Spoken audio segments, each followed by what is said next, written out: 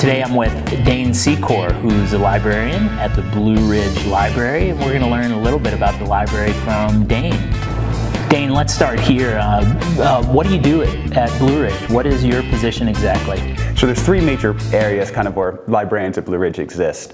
My title is Electronic Resources Librarian, but the electronic side is just one area. That includes online reference support for students, help with students in classrooms. In addition to that, we do support physically in the library. Students looking for those physical books, students who need a place to study, students who have some tech support questions. And then beyond that, in the classroom, we visit across subject areas. So you might see us in English classes, psychology classes, in addition to ACA. So we're present all around campus. Dane, most of our students have been inside a library before, but the community college library is a little bit different. Can you explain the significance of the Blue Ridge Library and why it's important to students? Sure. One of the major resources that we provide are academic journal articles, those scholarly journal articles. We have subscriptions to thousands of different journals that your public library may not have. So something we do focus on are those scholarly resources that you might not necessarily find. In addition, since it is a school library, a community college library, it is a study space. It is a quiet space for a lot of students. We're not shushers in the library by any means, but we have study rooms where students can collaborate on projects if they just need a quiet place to hang out and study, and it also is kind of a gathering space for students. I've seen a quote online that says libraries are one of the few places you can go and not have to pay for anything now. So even just being kind of a hub for students on campus where they can meet, that's significant for a lot of them. Dane, what are three things you'd like first-year students to know about the library at Blue Ridge Community College? First, you're welcome to come in. You don't need to make an appointment. There are no fees associated with it. It is free. We are there 8 to 8 Monday to Thursday, 8 to 4:30 on Friday, and completely open during those hours for whatever you need us for.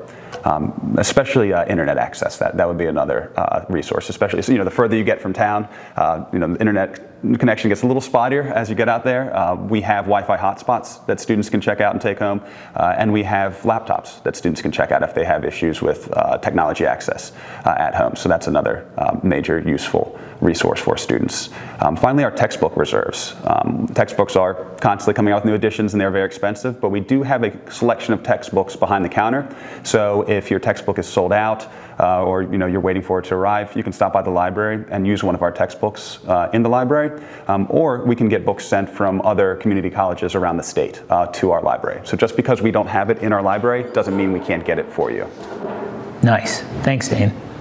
Dane, suppose a student is working on a research paper for English or psychology or their economics class, and they're just not quite sure where to get started and how to do the research. Is the library a place they can go, and would they need an appointment, or could they just walk in and get help?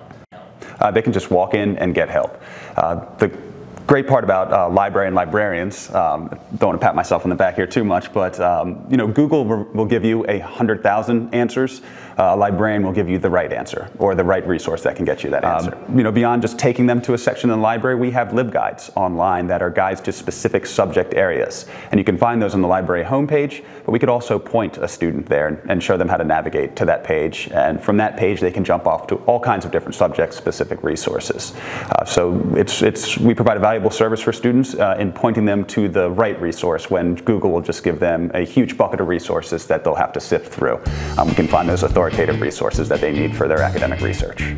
Thanks, Dane, for stopping by, and don't hesitate to visit one of the staff at the Hendersonville County Campus or at the Transylvania County Campus Library, and good luck with your research and your semester. Your academic journey to becoming a librarian.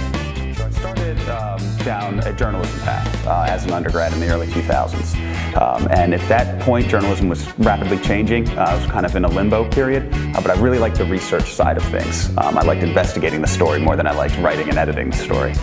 So that was kind of where the seed was planted. I did some undergraduate research where I had to find a few hundred different memoirs and autobiographies in different libraries, across a few different states. So that also kind of it was a little spark. And then in my professional experience, immediately after undergraduate college, I worked at a scientific journal where there was a lot of research just going around, and I'd have to do different research tasks for different reasons, and that really kept drawing me towards libraries. So then I started looking at grad schools, started looking at online graduate programs, and I decided to make a leap and get my master's in library science.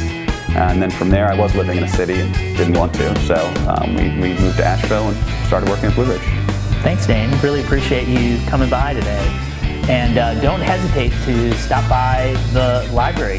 Visit Dane at the Hendersonville County campus, or visit a librarian at the Transylvania County Campus Library.